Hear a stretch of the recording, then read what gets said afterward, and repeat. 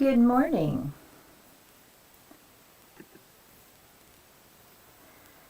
It's an overcast kind of gray day here. Supposed to get some rain, which is good. So happy Saturday. I think Kristen's right when she says it's a great day for tea and quilting. I agree. It's just that kind of day. Laverne, good morning. Good morning, good morning. And hello, Ontario. Very nice. Watching the World Series game last night. The Cubs did amazingly well. That was quite the score. Western New York. All right, we're getting all kinds of things. Today we're again talking about the book that we're working through. It's called Rainbow Quilts for Scrap Lovers, and it's really for me about picking and choosing fabrics and working through that process, as well as not only color, but you know, the hue, the feel, the emotion that the fabrics bring, and also the character and texture in the fabric. And so that's really what I'm going to work a little bit more on today than it is so much sewing, because the sewing is not difficult. We'll do that, but it's not as prevalent or needed this week as it has in the past. So let me drop my camera. And this is the quilt that we're doing today. I got a little, maybe it's the weather outside, it's a little dark. But hopefully you can see what we're talking about. It's called Color Brick Road. And I remember years ago there was a pattern that everybody was making called Yellow Brick Road. And I always think of that every time I say those words. In this particular quilt, we are looking at really the color wheel a little bit on this one, because she's included both warm and cool colors in this pattern. And if you will take note of it, if you're looking at your pattern, she goes from the cool blues in this first line. And when we sew this together, you're going to see how you have to really pay attention to where you're going to put your, and then put your, your color and how far you're going to go with it. Because she stops with the blue about right here and then starts into some of these turquoise colors, and then not too many turquoise, but then it moves into the greens, and then it's kind of a mixture of the yellows and greens. And then it goes to the red and oranges and yellows, and kind of takes that throughout the whole process, and a little bit more green up here. And so she's moving through a little bit on the spectrum of the color wheel as she is working through her quilt. But the one thing that for me really makes this kind of exciting is the texture and the character of the fabrics that are being used in this. And I want to talk a little bit about the color wheel and also our kit that we have for today, or that you may or may not have bought for the projects in this book. When we're talking the color wheel, as you know, one half of this, one half of the color wheel, it's divided right here. These are considered warm colors, and they flow into, to the cool colors, which move from here to there. And you still have some green over here in the yellow, but it's more yellow than green. It's those beautiful limes, those fun, bright, springy greens, and that's considered still in the warm color family. And then you get into the red violets. The red starts to move into that, and you get more blue in here as you move around the spectrum of the color wheel. And so with that in mind, with the color wheel not too far away, I've kind of divided.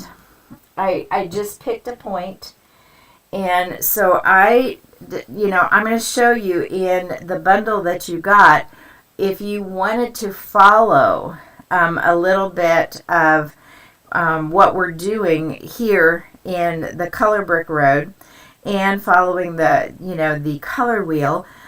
Right here is those teals. And so that's where I decided to start on this journey with you. So I have my teal there, and then as you can see on the color wheel comes the greens.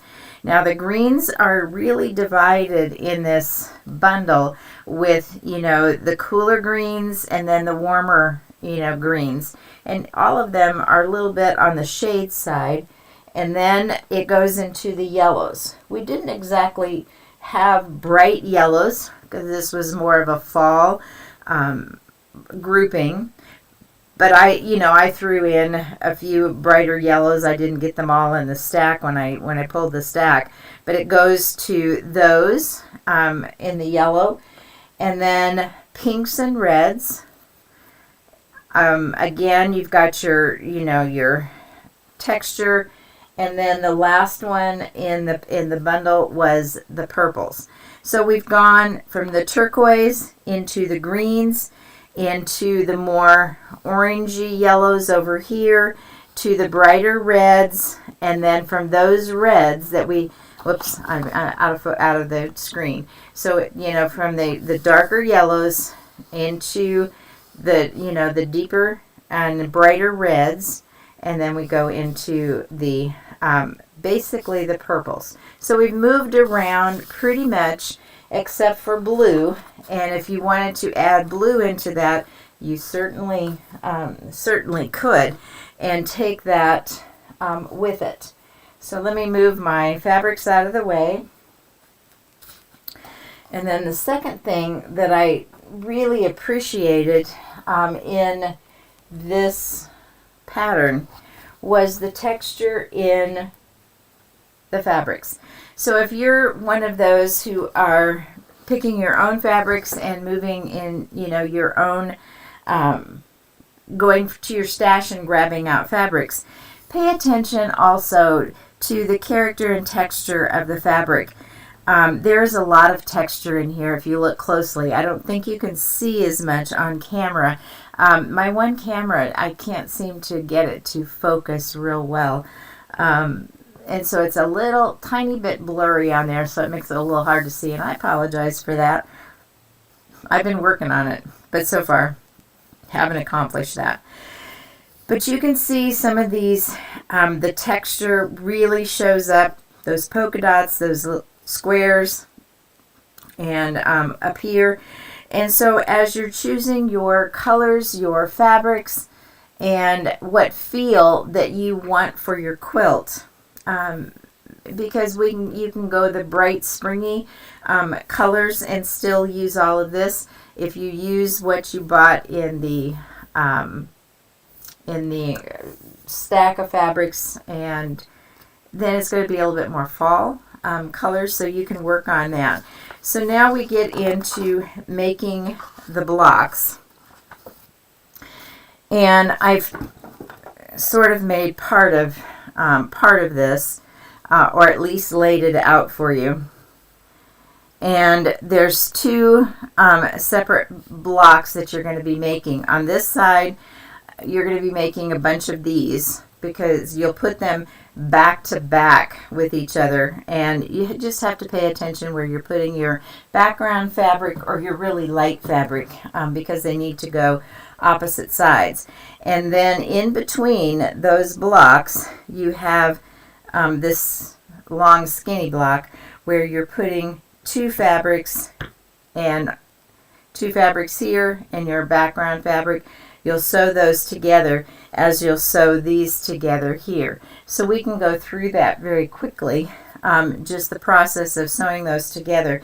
This does go pretty quick. Even the cutting of it is not terrible. But before I start sewing, I want to make sure.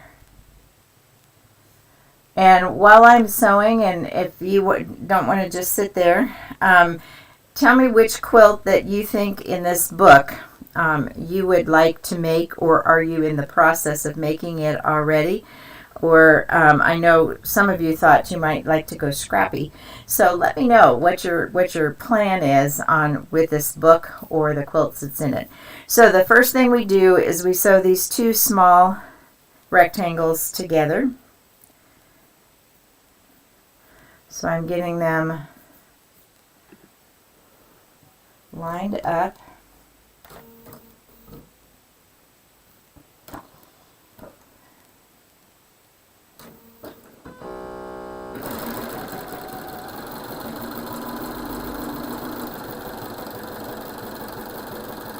And just for the sake of speed, I'm going to drop down and get the other two short ones in the second block that we're making, just so that I can chain sew and save just a tiny bit of time. Not a lot.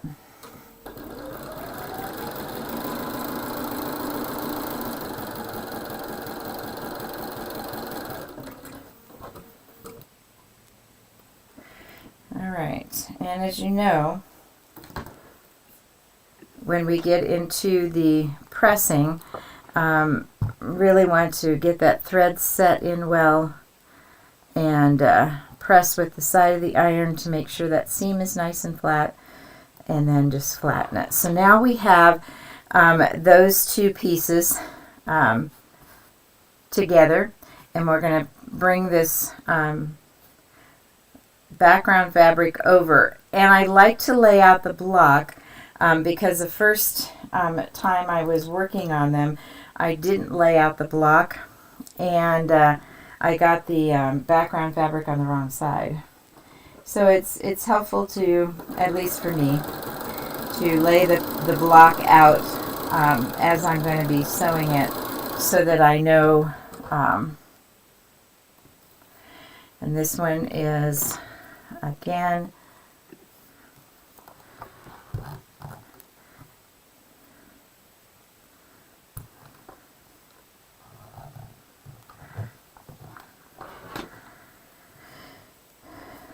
and so you can see that this is pretty simple when you get it all together as you're sewing it.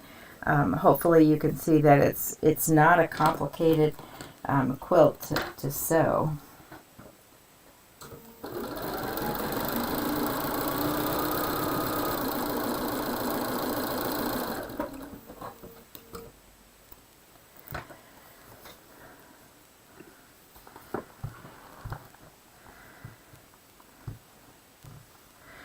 For those of you who might be new, the reason that I iron this way is to avoid stretching the fabrics.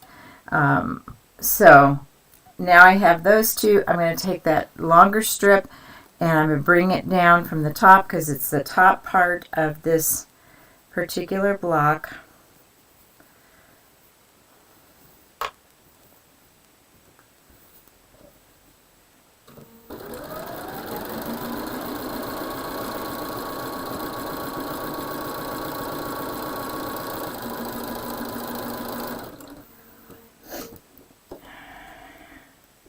And sorry I didn't move the camera.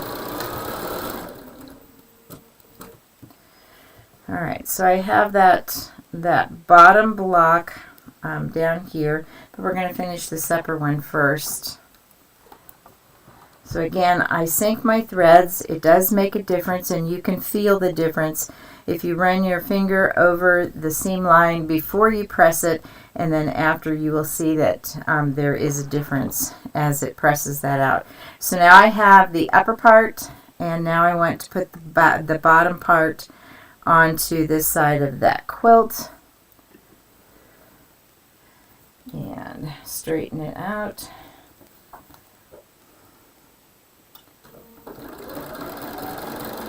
I would say probably for this quilt the most important thing is to be true to that 1/4 inch seam line so that they fit together nicely.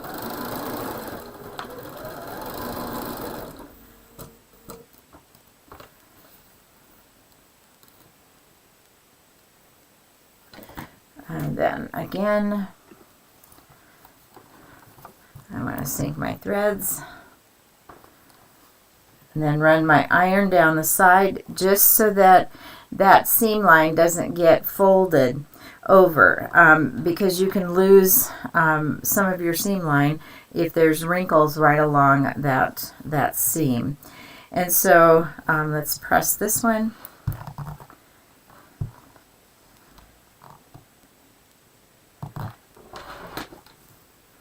At least that's been my experience. Now we're going to take these two top ones and sew them together. Now I did not totally pay attention to what I was doing, but I'm just going to go with it.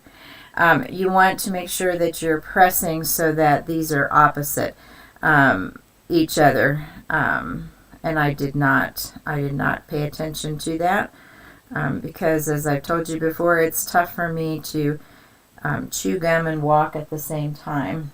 So I'm going to make sure I put a pin right there, and this one, they do butt up against each other. But again, for those who may or may not be new here, I put my pin in about 1/8 of an inch away from the seam line on the top right hand side, and then I bring it out about 1/8 of an inch away on the left side. And the reason that I do that is that I can sew right through the first stitch of the seam line before I pull the pin out. And you do want to pull the pin out. You don't really want to run over them, because it's a very expensive fix on your machine if you run over and hit a pin. Not to say the least that sometimes that the pin can fly, and you would hate to certainly get that in your eye. And so I don't know if you can, I got caught there. I don't know if you can see this, but I'm coming up, and here at the end of this, my pointer, where that pin is the seam line. And so you can see that I took, a stitch into the seam. Same thing here again. Actually, I got 2 stitches before I had to pull the pin. And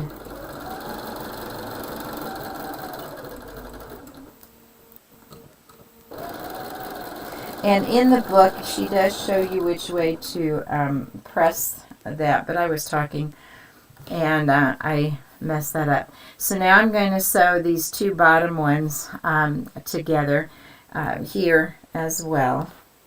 And lo and behold, I did butt those up against each other, so that's a good thing. And I'll drop a pin in there just to make sure it's held in place. Again, top right to bottom left, and angle that pin. And I simply do that because I would not always get those seam lines to line up perfectly, but I have a better chance at it when I use that method of pinning.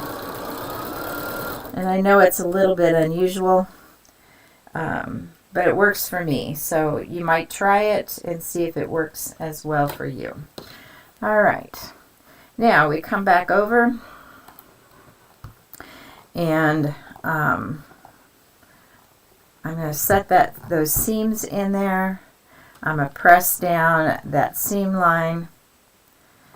And I really don't want to keep ironing over my block because that's when it starts to stretch. And I really don't want it to stretch. And here again, we need to make sure that we are pressing the seams in the opposite direction.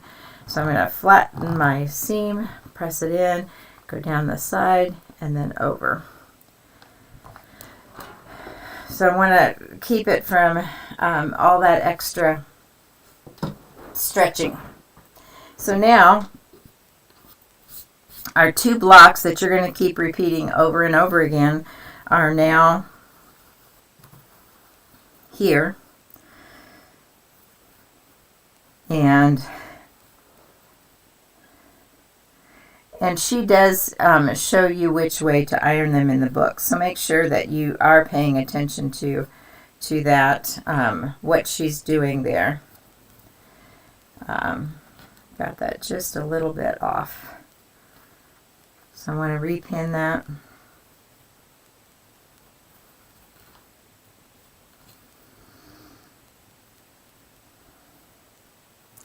Alrighty.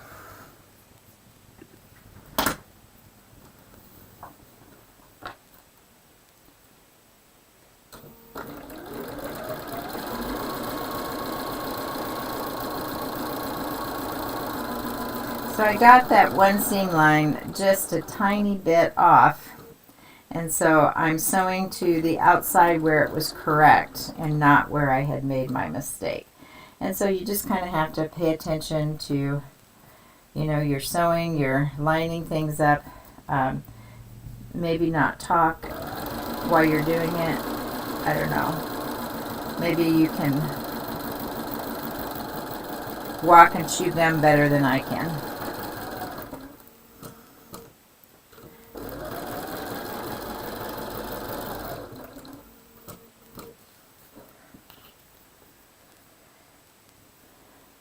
Alrighty. And so now you've made basically, and I like to always press mine towards the top of the quilt. Again, running my iron down that seam line, and then simply, and I am lifting up a little bit, I'm not pushing my iron across it. And there is the 2 blocks that you will repeat over and over again to get that effect all the way down. And so you would just want to pay attention to, you know, the character and the texture. This one has a lot of texture. It's going to show up. That fabric is going to just shine on its own. This one has great texture in it. You know, some read more tone on tone, but you can really, you know, pick up all that wonderful texture in these fabrics, which is really wonderful. And so again, as I showed you with the color wheel, you can kind of keep moving throughout the quilt, but add, you know, the texture in there. It's what I think takes this quilt from being a lovely quilt and okay to kind of spectacular with a quick sew. And this is going to be a quick, fun quilt to put together. So let me go up and make sure that there's no questions. All right. And yes, Kristen put up there, if you don't have the book, you can go to the Quilt Show and get the downloadable version of it. And the front cover of the book, please and thanks. Sure, I can do that. This, let me drop the camera so you can see it. So this is what the cover looks like. Another one quilt that's going from the warm colors to the cool in that. So there you go. And you can find that book here and there online in different places. To try blended hexagons and rectangles. Okay, good. We'll get to that one, I think, here in a few weeks. Oh, good. So you're going to do one of the circles and use it as a wall hanging. I love that. And the owl, too. All right.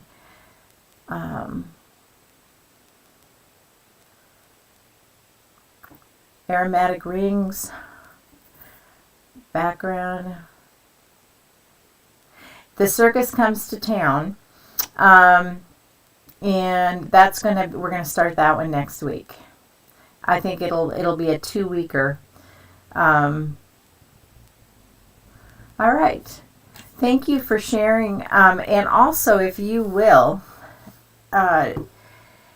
please send pictures and or put them on Instagram on D Saturday or hashtag D Saturday Sampler, and or you can send them to me. And please use the forum for any questions or further comments, just to see your progress, because it's really fun to see what each of you do on your blocks. And they really, because everybody's block looks so different, and it's fun to see your color choices and how you're attacking, what you're doing in the block.